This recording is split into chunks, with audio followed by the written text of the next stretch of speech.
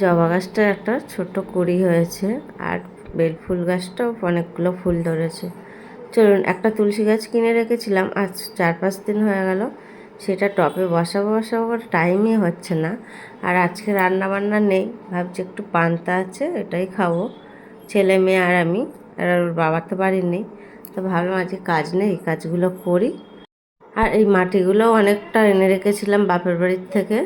সেখানে জমির চাষ করার মাটি নিয়ে এসেছিলাম, যেখানে চাষ হয় সেই মাটি নিয়ে এসেছিলাম। তা ভেবেছিলাম জলে ভিজিয়ে রেখেছি, আর দেখুন জলটা অনেকটাই বেশি হয়ে গেছে।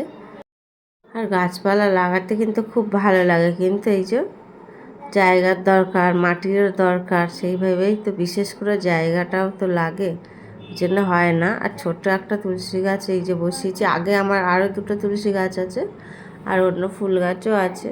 চলুন এটা বসিয়ে দিয়ে একটু এতে দেবো, সানসেটের ওপরে দিয়ে দেবো। চলুন, আর মাটিটা পাতলা হয়ে গেছে বলে দেখুন চামচে করে তুলছি। কালকে জল দিয়ে রেখেছিলাম, মাটিটা না অনেকটা পাতলা হয়ে গেছে। চলুন এটা বাইরে দিয়ে দিই, জল রোদ্দুর বৃষ্টি সব হবে, মানে সব লাগবে, গাছটা বেশ ভালো হবে। চলুন, উপরে তো আমাদের সেমনভাবে জায়গা নেই, সানসেটের ওপর তুলে দিই। আর এইদিকে একটা তুলসী গাছ আছে, দুটো আছে এইদিকে দুটো তুলসী গাছ, সেগুলোও তো জানেন যে জল না পড়ে, একদিন জল না দিলে একদম শুকিয়ে যায়, টবে বসানো তো।